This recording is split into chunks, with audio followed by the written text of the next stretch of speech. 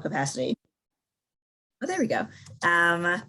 So I'm here today and in a personal capacity, but I'm very happy to tell you what I do professionally, because it is about bringing increased learning and thought leadership to the Greater Washington Jewish community. So I work for the Shalom Hartman Institute, which believes very strongly that the Jewish people will be better if we can get great ideas out into the world and put it into the hands or the minds of the people who are building the Jewish community and who are shaping the Jewish community. We believe very strongly that Judaism is a force for good, and aspirational Jewish ideas are a force for good, and that if we sort of marry ideas and leaders, then our whole Jewish community will benefit from it.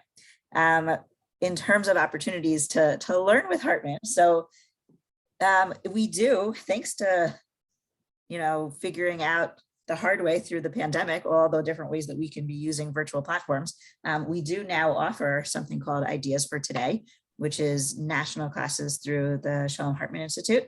So you can definitely check that out. We also have 2 podcasts that get updated regularly. There's Identity Crisis with Yehuda Kurtzer, who's the president of Shalom Hartman of North America. And that talks a lot things that are happening, contemporary issues that happen, and how it relates to the Jewish community. And then we have For Heaven's Sake, which is a podcast. Danielle Hartman, Yossi Klein Halevi, and Alana Stein-Hain focused much more on Israel. And then there's also a journal called Sources that people can subscribe to. Anyways, that's about Hartman in a nutshell. But again, I'm here as a fellow, Greater Washington community member, and here to learn some Torah with you. So what I wanted to do today, I think it's amazing that you're learning Parsha, and on that, really each week on that schedule. What I wanted to do today was present you with something that I worked on a little bit last year, where I took some Torah that I'd seen from Rav Menachem Liebtag and from other people, and I started trying to think about it in the context of some of the modern psychology terms that we all know. So I started to think about it in the context of growth mindset versus fixed mindset. So what I want to do with you today is look at the story of how we went from the first set of commandments to the second set of commandments through the lens of fixed mindset and growth mindset. So raise your hand if you, and you can use a little virtual hand. Raise your hand if you know about the concept of growth mindset, if that sounds familiar. Oh, I got one. Okay. Okay. So let me give you a little bit of background and then we'll jump in. So growth mindset is a. I'm sorry, is this Carol Dweck? Yes. Yeah. Okay. She's a classmate of mine, college classmate of mine. Yeah. No way. Yeah. Great. Okay. Thank you. Yeah. So Carol Dweck. So I also knew her in a university setting, but not. I didn't get to know her that well. But I was in Columbia, and she was a professor of psychology at Columbia when I was there, and she came up with this incredible research that shows that there are main beliefs that you have about the brain, and what belief you have actually impacts your ability to learn and to grow. So some people believe that the brain is fixed, that whatever I'm born with, that's what I can do. Whatever talents I have, that's who I am. If I can do a task, that's great. If I can't, that's just how my brain is, and it's fixed. Other people believe that the mind is always able to learn, and that's called a growth mindset, that with effort and with the right tactics, like obviously if you are trying to put a square through a circle, it's not going to work. So it's not like you could just do anything, but with the right tactics and with effort, you can learn new things. And the best thing about this theory is that according to fMRIs and, all the different imagery and all the things we know about the brain, that's actually true, that your brain is constantly developing new synapses. It's constantly learning new things, and it's constantly changing. Every time we do something, our brain changes a bit, and we can grow. And what she realized is that it's not enough that our brains grow. We have to know that our brains grow in order for us to grow. That those, especially, she did a lot of work in classrooms, those students who were taught you can learn and you can grow did better than students who felt, whatever, I'm just not going to be good at this, or I'm good at this because I was born this way. And, that's the only reason why. So she wrote a book called Growth Mindset, and she's done a lot of work even since the book came out. And there's like all sorts of different schools that have initiatives to try to help kids adopt a growth mindset and learn about it. And really, you can apply growth mindset to a lot of things. It's not just about learning in terms of tasks. It's also about relationships, right? You can believe that your relationship with someone is fixed. It is what it is, or you can believe that relationships can also grow, right? So it's like a whole way of looking at yourself vis-a-vis the world. Is who I am fixed, or can I grow and learn? So with that introduction, does anyone have any questions about that part of it? Okay, great. So with that introduction, I'm going to share screen and we're going to jump into learning some of this week's Parsha. So hopefully you all see my screen. Okay, so this is sort of what we talked about, but now showing to you in chart format, and we'll add some Hebrew terms, which is a fixed mindset. You believe that your traits, your talents, your intelligence, it's all innate, right? What if you believe that all of that is innate, it is what it is, then when you look at the world, what's the thing that you are seeking the most? Validation. You want people to validate, you're really great at this. You are very good at doing this. You just did a great job. So you're constantly looking for validation to find out, how am I? And you want it to be positive. If you fail at something, then if it's about who you are and it's not easy to change, then if you fail at something, your self-talk is going to be much more about, oh, I am so bad at this, or maybe even I am so bad, right? Let's move over to a growth mindset, to the second chart. If you believe in a growth mindset, you have a belief, and again, neurologically, this is the more accurate one. You believe that traits, talents, and intelligence are always developing. Instead of seeking validation for how am I, you're going to be seeking opportunities to learn and to grow, because you know that with new opportunities, you can advance. And if you fail, now I think it's very hard. I think everyone, even people who have growth mindset, it's very easy to go through a period of I am bad. I think that's just human nature. But with growth mindset, you can help students, or you can help people adopt that when they fail at something, or when something doesn't go the way they wanted it to, the thoughts that they can have is, I guess I need to put more effort into it. I guess I need to try a different way, right? And as we said, relationships can also have mindsets. So in the relationship, there are three mindsets. There's your mindset, there's the mindset of the person, and then there's the belief that you both have, or it could be different, but the belief that you have about the relationship is its own mindset. So if you're going through a fixed mindset, if a relationship stops working, you're kind of like, I guess it didn't work out. There must be something inherently problematic about this. If you have a growth mindset, then when relationships hit a roadblock, that's exactly it. You see it as a roadblock and you're like, okay, we need to try something new. Maybe it's more effort, maybe it's better communication, maybe I'm just, I'm trying something that's not working. And then you're more willing to keep trying. Now, when it comes to thinking about our biblical lexicon, I think that we can see that a lot of times in the Bible, when we try to figure out how is God acting in different ways, sometimes we think that he's acting in din, judgment, and sometimes in rachamim, compassion, right? And we even talk about those two concepts on Rosh Hashanah and Yom Kippur. We're always like, please don't just judge us about what we did. Please know about us that we can grow, we can get better, we can do tshuva. Please look at us not just with strict judgment, but please look at us with compassion. So just want to pause there. Anyone have any questions about that? And I know we haven't really jumped in. Yes, Shlomo. Yeah, I don't believe that you come into this world believing that you can or you can't. I believe that as a result of the first experiences in life, you learn to believe about yourself, depending on how the world reacts to you, and particularly parents.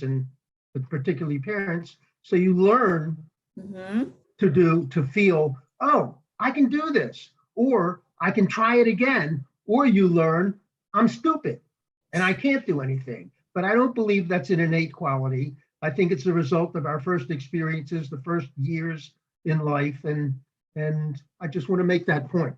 Yes. So when I say that a fixed mindset believes that their traits and talents and intelligence is innate, their belief is that it's innate, not that you're born with one or the other. You're 100% right. Your way of looking at the world is, of course, influenced by the people that raise you, right? Parents and teachers and peer groups and everything else, and by the experiences that happen to you, which is why the strongest initiatives that Carol Dweck and the institutions that have been built around this theory, the strongest initiatives they do is they work in schools, and they work in schools with very young children, because they want, exactly like you're saying, to raise children with the belief that they can grow, and because they've seen that knowing you can grow impacts your ability to grow. Luther. I appreciate this paradigm, but I think it's simplistic. I think that at various times in people's life, in their development, they're one or the other. And I think there are situations where you're better off with a fixed mindset. If you're in an abusive relationship, you can try a lot of things, but eventually you may have to come to that realization, no, this is not going to change. It can't be made better. So while I appreciate it and I don't want to mess up where you're going to go with it, I just feel compelled to say, no, I think most people have both those mindsets at different times in their lives. Yes, and Carol Dweck would agree with you, and I apologize if I didn't represent that part of it. She would agree with you. She doesn't believe that anyone is fully fixed, and she doesn't believe that anyone is fully growth. She does believe that we all have parts of it, and that in different parts of our life, different things happen, and that in general, having a growth mindset leads to more learning, more growth in your brain, more developing. But yes, this doesn't mean that every situation is a situation that you should stay in and just keep trying. Like a great example is if it's an abusive relationship, I don't think she would say, oh, you just have to put in more effort. No, but you could think of ways that you would use a growth mindset to get out of an abusive relationship, right? You might have a fixed mindset. This is just how people are going to treat me because I'm bad, right? This is just how it is. As opposed to a growth mindset, you could actually use it to be like, no, there could be another way, right? That's just one example. But yes, Carol Dweck would agree with you. We all have aspects of both. Sometimes they come out in different situations. And she would still say that it's worthwhile to educate, especially children, to understand that their brain is always developing new synapses and that they can grow. Okay. I'm going to go back, but very good questions. And thank you for helping me clarify, because you're right. She wrote a whole book about this, and I shouldn't think that I can just, explain it in a few minutes. I definitely recommend the book. It's great. Okay, so let's go back in. Okay, so our Parsha is going to be focusing on what happened at Mount Sinai.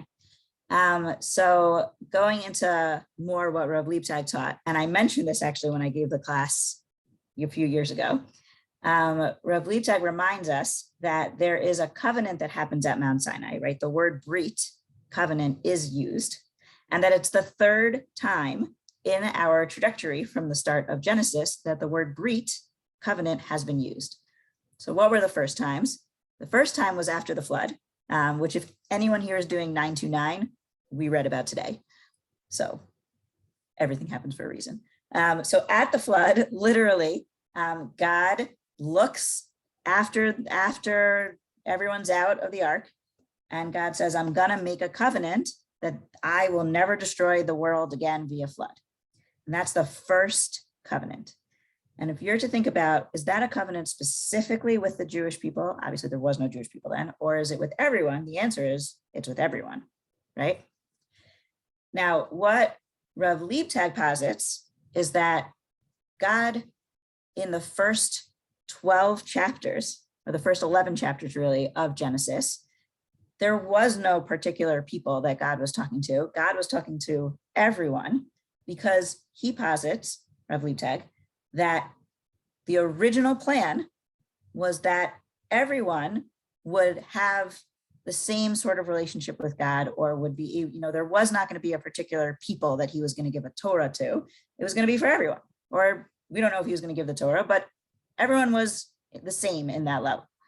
And what he says is that if you look at the stories, first they had Gan Eden, that didn't work. They got kicked out of the Garden of Eden. Then they had the flood, so that didn't work. He had to destroy the whole world by flood. Then they built, can anyone guess what the third one is? The Tower of Babel. Tower of Babel, yeah. Right? And so that really didn't work, because that was really people coming together, but they were coming together to, overcome God in some ways. So after 3 times of trying to do this thing where there's a universal world, according to Rav Liebtag, what the Bible is trying to show us is that plan A, and we can definitely talk about whether there was always going to be a plan B and they just want to tell us why plan B happened, or or maybe there was really supposed to be a plan A. But the whole story of the Jewish people and Abraham being selected only comes about because the first few times didn't work. And then you have part 2, where you have Abraham, and God says to Abraham that he is going to make Abraham a particular nation with a particular land. And the first thing that Abraham does when he tells him this, Abraham builds a mizbeach, I forgot how to say it in English, but he builds an altar to God. And that actually is the exact opposite of the Tower of Babel. The Tower of Babel was all about building something for yourself. Here, Abraham immediately demonstrates that he's bringing an altar. And in the Tower of Babel, the people said, we want to make a name for ourselves. And when Abraham builds an altar, he says, I want to bring Likro B'Shem Hashem. I want to bring God's name into the world. So there was plan B, which is that everything happened to Abraham. And now there's a particular nation with a particular land. Then, and the word brit is used there, the word covenant. And God promises there'll be people and he's going to give them a land. Okay. Then you move along, and then we get to our time, which is the third time that the word brit, the word covenant, is said. And this is more about what how you have to act, right? The last one, it's kind of just like, you get it because you're Abraham's progeny, you're Abraham's children. This one is, no, now I'm going to tell you what you have to do in order to be a holy nation. And that includes receiving the Torah. And the words that are used in the Bible is, if you obey me faithfully and keep my covenant, then you shall be my treasure, a kingdom of priests and a holy nation. So you see there's an if then. It's very much, if you do something, then something will happen. Now we can argue now about what that means for us right now, but I don't want us to think about us right now for a second. I want us to think about what was going on in the time of the Bible. So in the time of the Bible, if God is giving an if-then statement, do you think that's more like a fixed relationship or a growth relationship? fixed mindset or a growth mindset?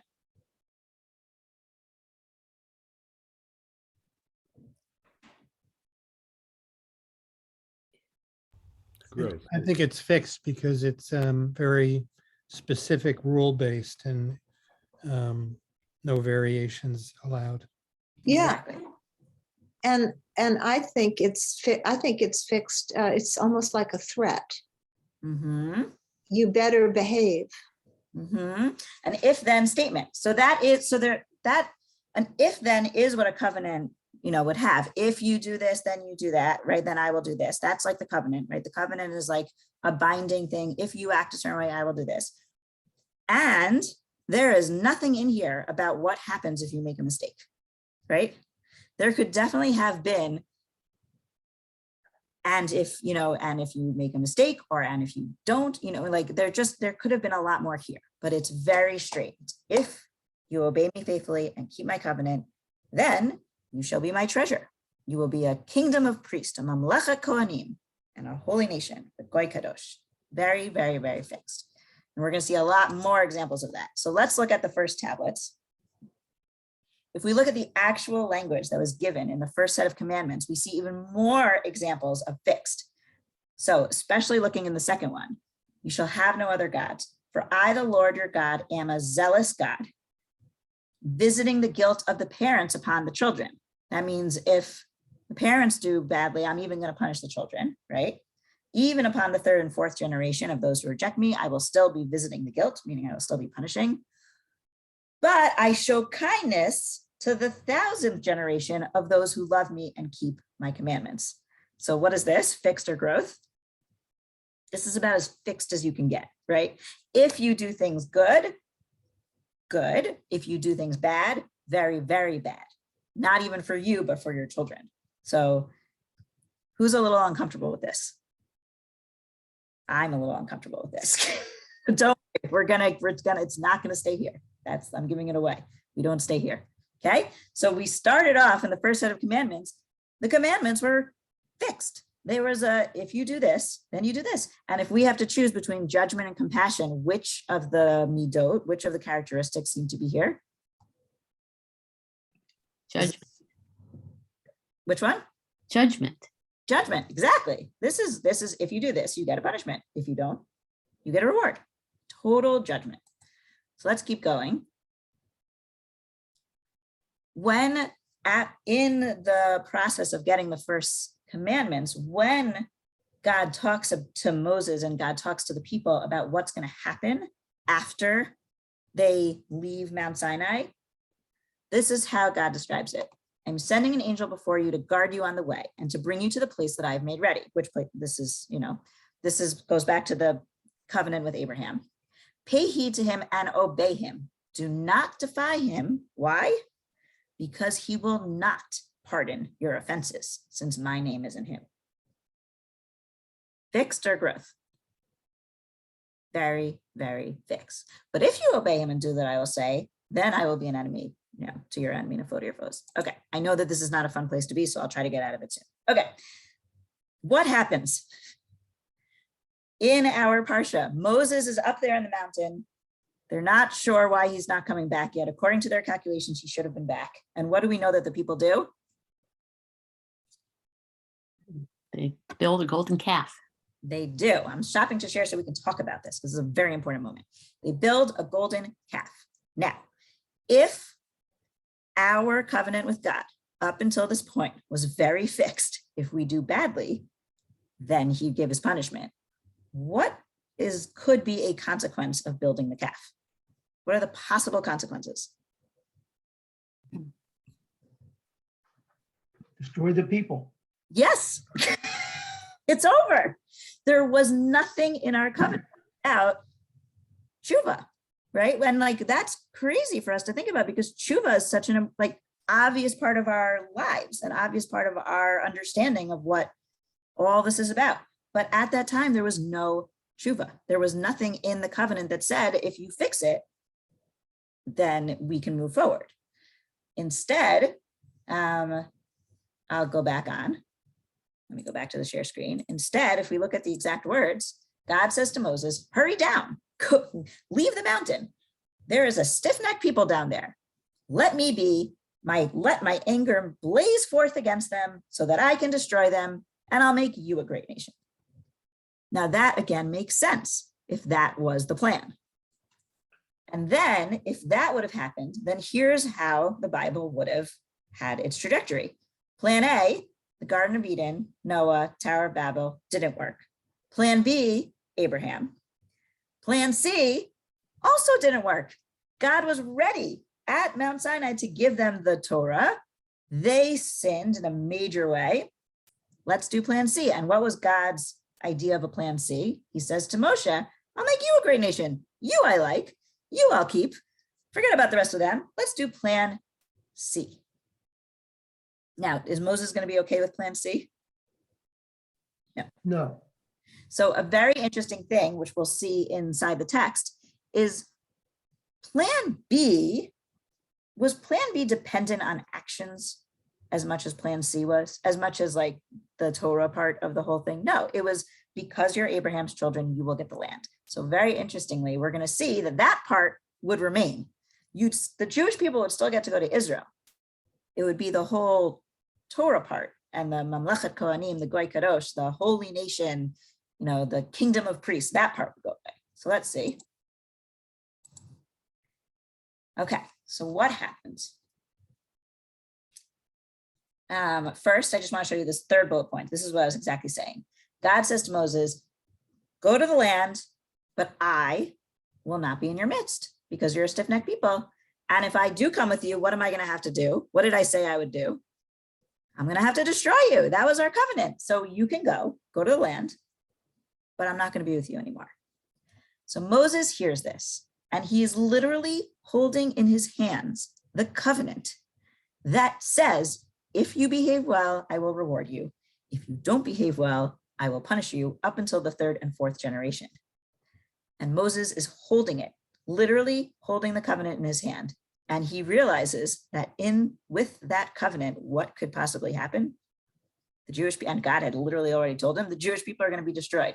So what's one interpretation of why he does what he does? He realizes this covenant is not going to work.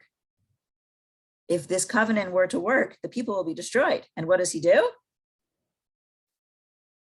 He breaks the tablets and he breaks it. Exactly. He breaks the covenant.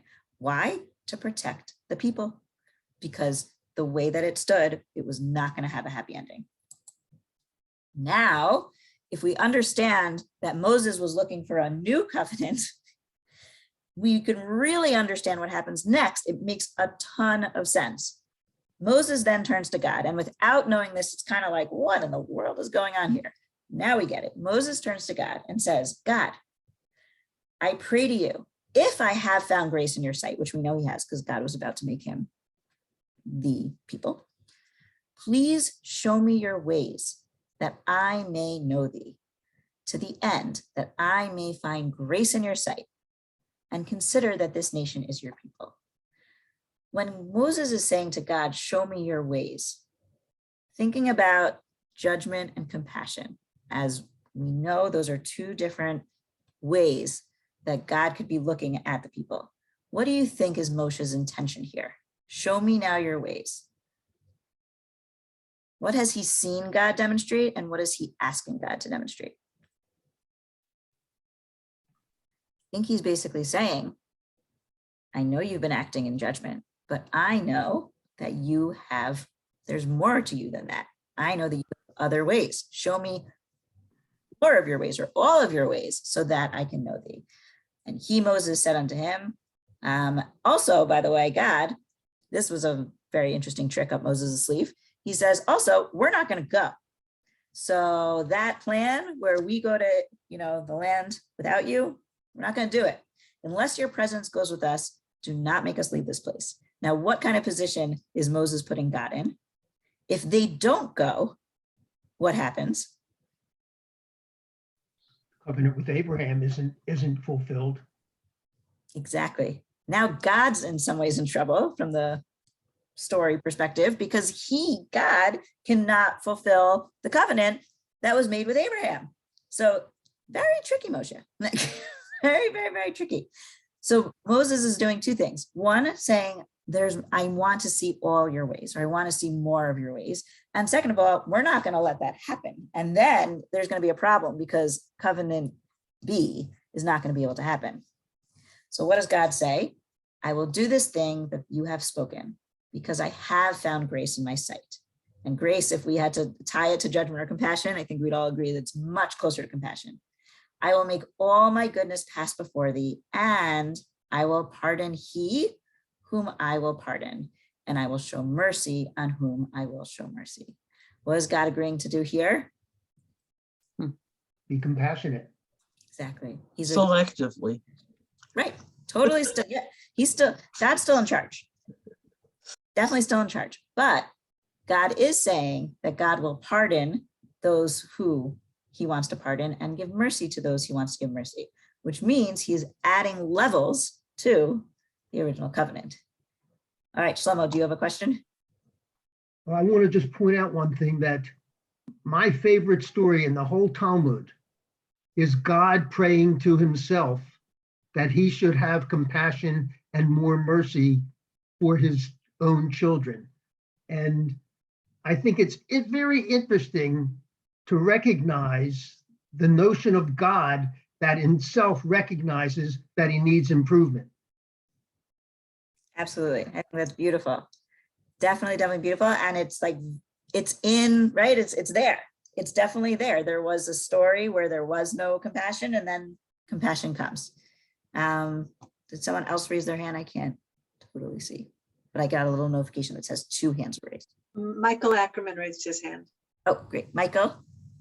Yeah, and I think if you talk about fixed and variable, I think God wins anyway, because ultimately what happens is the people that sinned don't get to the promised land. They all die in the desert. Mm-hmm. Their children get to the promised land. So Abraham is resolved, and all these people die anyway. So the ultimate genius is God. That's yes, I think that's a really interesting way of looking at it. Very, very interesting. You're right that the people do not all get to the land, right? The whole generation actually doesn't get to go. And covenant B still happens and the children get to go. So let's look a little bit further. And I think you're going to be able to see, Michael, some of the things that you were just pointing out about the difference between the generations. So if we look now at the language that is used in the Bible, when it talks about the second tablets, something amazing happens. The language actually changes. And what we saw before as fixed comes back in to show a path to forgiveness and a path to compassion. So we see God asked Moses to go up to Mount Sinai, come get a second tablet. Moses hewed the 2 tablets of stone, just like the first. He went up to Mount Sinai. That's just to show the trajectory of what's going on in the story. And then we have this incredible passage about the 13 midot. We call them the 13 midot of Rachamim, the 13, characteristics of compassion. And this is a paragraph that we say over and over again in our liturgy, specifically on Rosh Hashanah and Yom Kippur, when we're asking God to forgive us. Now we understand where it comes from.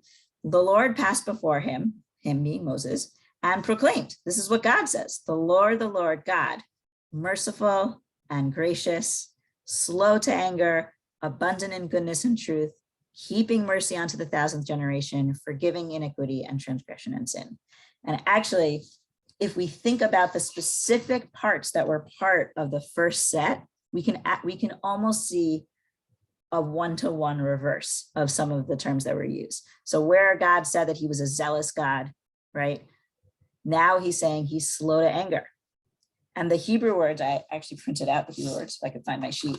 The Hebrew words are they're very parallel in terms of all of these things. So there's definitely a relationship there. When he says, when God had first said,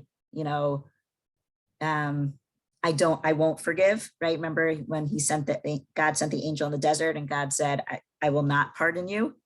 Now we literally have the words, I will forgive iniquity and transgression and sin. It's literally the opposite of some of the things that were said before. And this is God answering Moses's request. God, show me your ways. And this is what God does. God shows Moses God's ways. And what are God's ways? Merciful and gracious, slow to anger, abundant in goodness, etc., etc. So there's also really interesting ways of now viewing what happens next. So a question that some of our commentators have always asked is, we know that this whole story of the golden calf is tied into these like very lengthy descriptions about the tabernacle, about the Mishkan, right? Like very detailed descriptions. And a question that our commentators have been asking for generations is, was the tabernacle always going to happen? Or did it only happen because of the sin of the golden calf? So let me pause here for a second. Who wants to make an argument for one way or the other? Either that, oh, we were always going to get the tabernacle, or no, maybe it happened because of the golden calf. And by the way, if it did happen because of the golden calf, then it means that not everything is completely in order, right? Not everything's in chronological order. So that's also why they're arguing. So there's a big argument between specifically Rashi and the Ramban, Nachmanides, to talk about, what was it? Okay, so who wants to be on team Rashi and who wants to be on team Ramban? I know you don't actually have to know who said what, but I'm just, kidding. Who wants to make an argument the tabernacle was always supposed to be there, or no, maybe it really did happen just because of the golden calf? I'll argue for the golden calf, because the golden calf indicated or suggests that the people needed something visible, something that they could see that would represent what they believed and what they worshiped. And so I would argue that it was a response to the golden calf. Very, very nice. So the specific thing is, obviously the people need something visible, something physical, tangible that they can see. When they didn't have it, they built their own version. We realize now the people need something physical. Let's give them a tabernacle. Great, beautiful idea. Anyone else want to pick a side? By the way, both sides are right in the sense that you have very, very, very, learned commentators saying both of them. So there's no wrong answer here. Yes, Shlomo. Well, before the golden calf, while Moses was still up on the mountain, the whole tabernacle is described. He's been given instructions for the last 30 or 40 days about how to build it, and the dolphin skins here, and the wood this way, and the golden rings. And in addition, earlier in a parasha, we already read the Shachanti B'tocham, when God has already said, and of course, there's no before and there's no after in the writing of the Torah, so you can get out of this discussion that way. But given what is written in the Torah, it seems to me that the tabernacle is planned and it's going to happen. Right. So what Shlomo is telling us, if we're to read the Torah as it's being presented to us, it seems clear that the tabernacle was always supposed to happen, because we just sat through these lengthy descriptions of every single cubit and every single measurement of every single piece of it.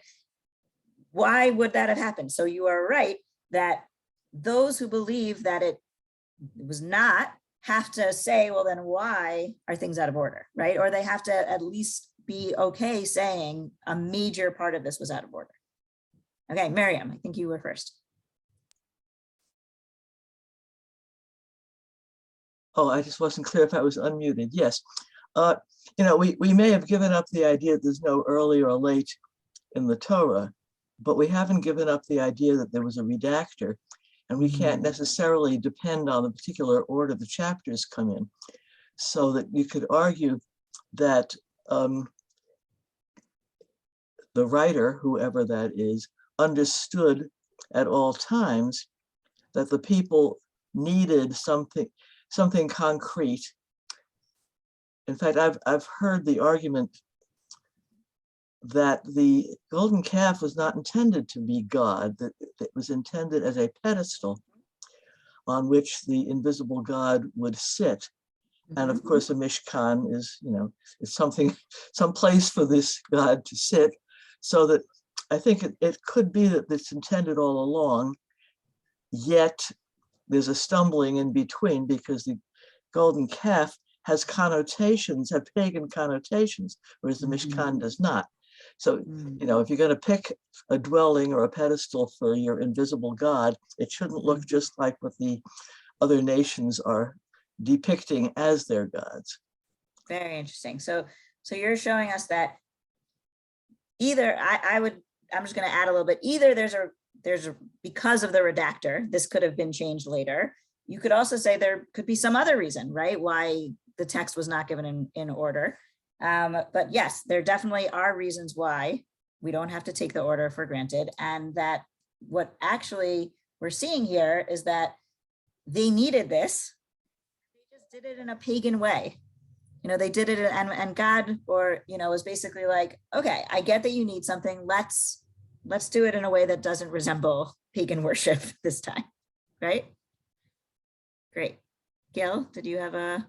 Yeah, was God disappointed that the Hebrews needed the Jews, we needed a sanctuary?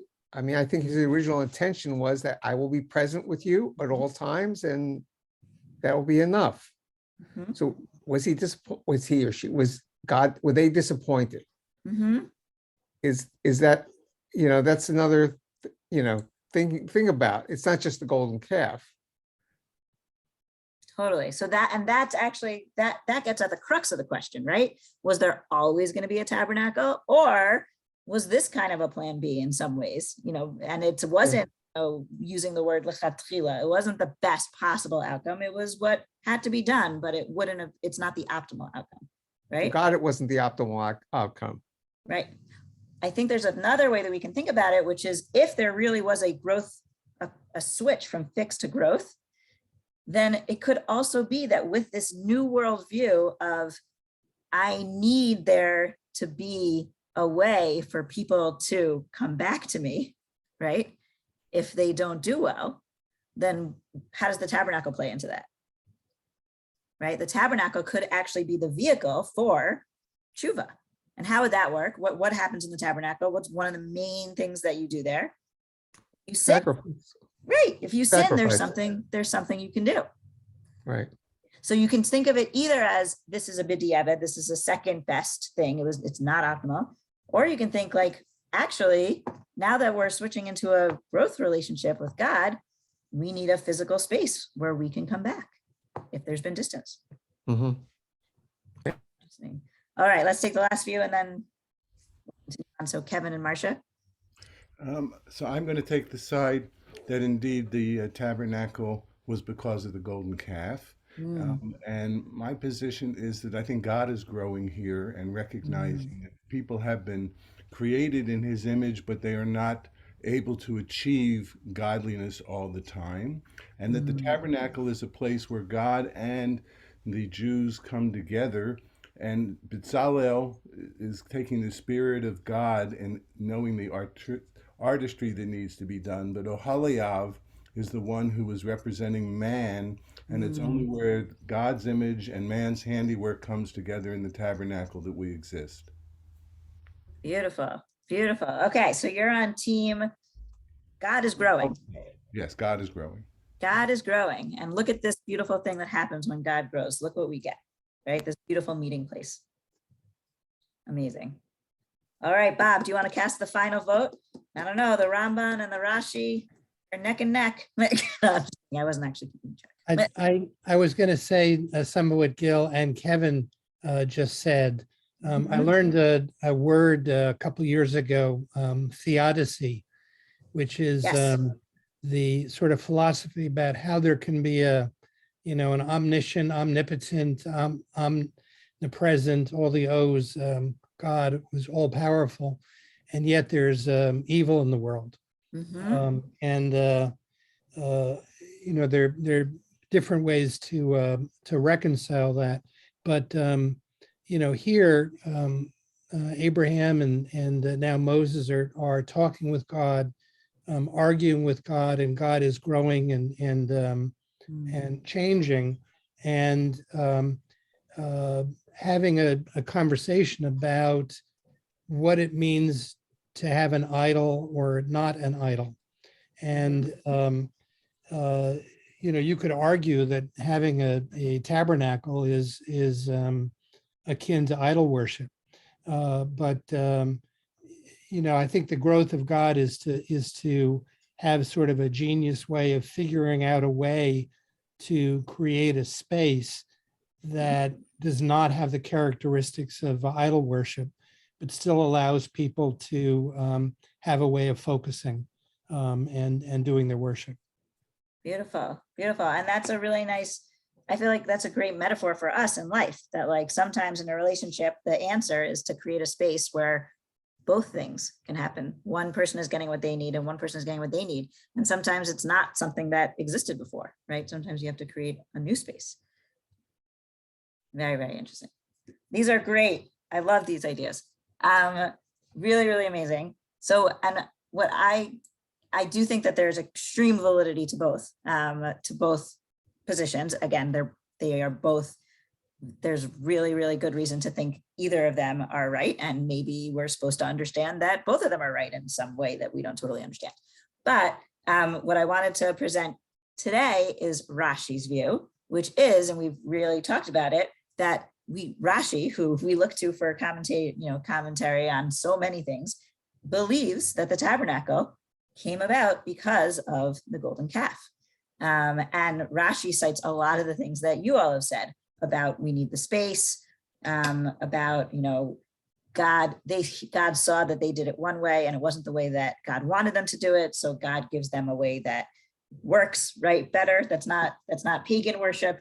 And also there's a lot of similarities, right? What are both made of? Gold. So there seem to be a lot of things that are similar between the different parts. So it could very well be that what the tabernacle represents to us is not only is God creating a new way of looking at God's relationship with the Jewish people, but also actually creating, as many of you have said, the space for a relationship to happen where mistakes can happen and there's a path for tshuva. There's a path for compassion and a path for returning. So let's go back just for a few last slides. Just want to make sure I'm sharing the right one. I think I am. So I think if you continue looking through some of the details of the rest of the story of the Bible, I think this keeps coming back. This idea that there is going to be no plan C. Where? Here's two examples. After we have the whole telling of the story with the spies, almost immediately after, right? And now they know that they get punished. This was not a good thing, right? Almost immediately after, we have Kitavo ala Aretz, when you come to the land, right? It easily could have been like, well, that's Moses, where are you? I'm ready to make you your own nation. But no, now we don't do that anymore. You sinned. You might not be able to go to the land right away, but let's talk about what happens when you do come to the land. Why? Because there's room in our relationship for tshuva, for a path of returning, for growth, for compassion. And a similar thing happens at the end of the story of Korach. So you have the story of Korach, where Korach rebels against Moses. They all get eaten by the land, right?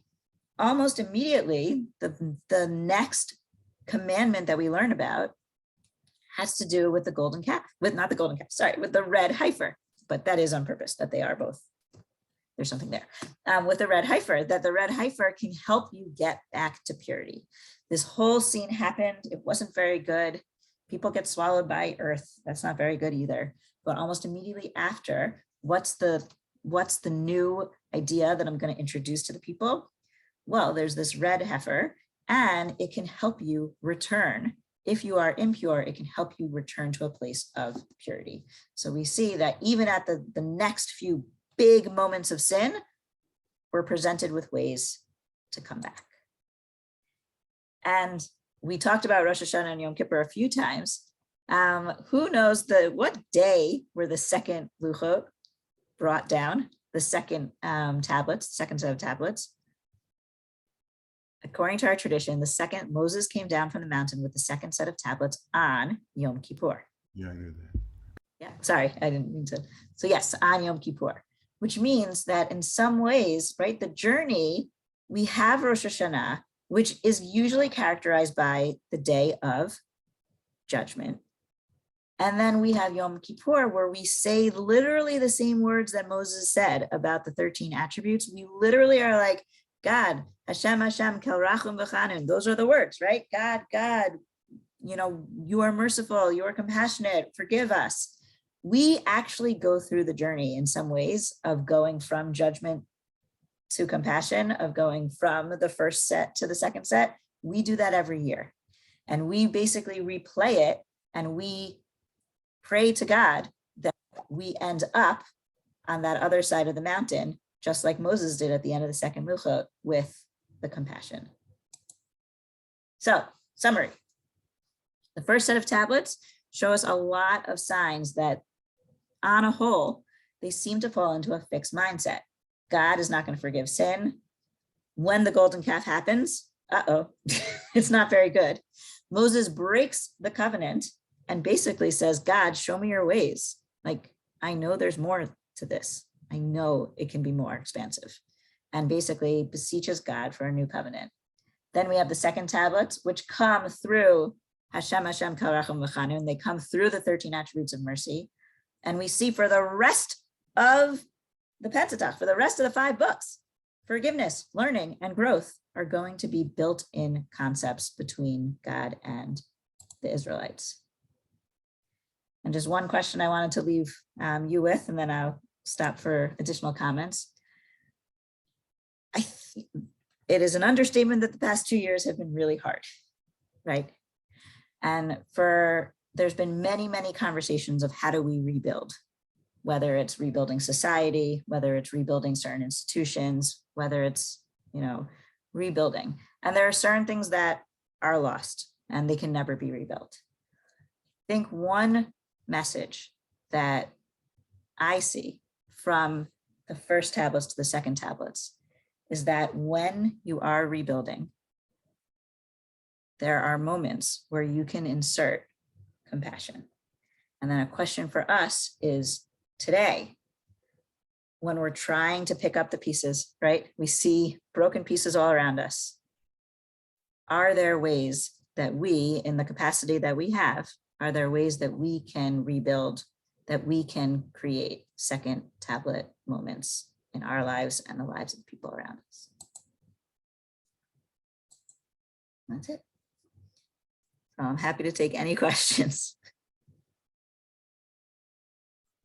That was just fantastic, Jen. So many levels in our community and elsewhere. I just want to thank you. That was remarkable. I really appreciate it. Thank you. I I'd like agree. to take I've been mute and off the video, but I thought this was a really superb example of what Torah study can be. And thank you, really unpacking something I hadn't thought about. And it was the incorporation of modern concepts with the biblical concepts that I think, made it more accessible to those of us who aren't as deeply immersed, and but staying true to the text. And so that was great. Thank you so much. Thank Can you I ask so you much, quickly, Deborah. would Carol Dweck agree with you? Have you presented this to Carol? About the Bible? I have no idea. It'd be fascinating for you to present this to her. She'd be so proud of you. The phrase that came to my mind as I'm taking this all in is know before who you stand, right? We always think of that in relationship to God, but ultimately it's, shown here that it's God in relationship to man, and it's man to man. Absolutely. Absolutely. That God had to sort of learn in front of who God stands, right? Mm-hmm. And all of us have to know. And all of us have to learn too. And how do we relate to one another when there are tremendous challenges and different beliefs? Yeah, absolutely. And one other part of this that I forgot to bring in is that in Carol Dweck's research, this part I believe I got from her. Oh, no, I didn't get from her. I got from a friend of mine who works for Montgomery County Public Schools, who said that what he has found with the growth mindset is that in a classroom, even more important than if the students believe that they can learn and they can grow, whose belief actually matters the most? Teacher. Teacher, exactly. And it's actually not just that the teacher believes that the students can grow, but the students have to believe that the teacher believes that they can grow. If the students look at their teacher and say, this teacher believes in me and believes that I can grow and develop, then you will get remarkable. There's opportunity for remarkable growth. So in those ways, I think you can also see Moshe arguing with God, being like, no, like we need you. You're part of this too. Me and you, we're the leaders, different ways. If we believe that the people can grow and change, then the people will grow and change. And I think that's something that we can do in all of our lives with the people that we interact with, right? That there are frustrating things that happen. And yes, some situations we just need to get out of. Sometimes though, one of the best things that we can do is pass over to the people that we're interacting with that we believe that growth is possible. And when they see that we believe it, then it just became more possible. Steve, do you have a final? I was just going to say the thing that comes immediately to mind when you ask the question, after this pandemic, what can we learn from it or whatever, is inclusivity. The fact that we've found a way, that's beyond the theoretical of including so many people of so many different either physical abilities or otherwise to connect through the virtual world and have discussions like we're having today, but also have religious services and have other kinds of gatherings far and wide that does not have to have the physical boundaries that we would normally assume life does have. And Steve, I think that's a perfect way to end for a lot of reasons, including that you just helped us see that we've created a new space, right? And if God had to build a new physical space, one thing we have done is create a virtual space, which actually allows more people in. So throughout the universe. Yes, the universe. Good background. Awesome. Well, I don't want to keep anyone because I think we reached time. It's been Thank you again, Jen. Hopefully we can bring you back some other time. Sounds great. I'd love to. Shavua Tov, everybody. Shavua Tov.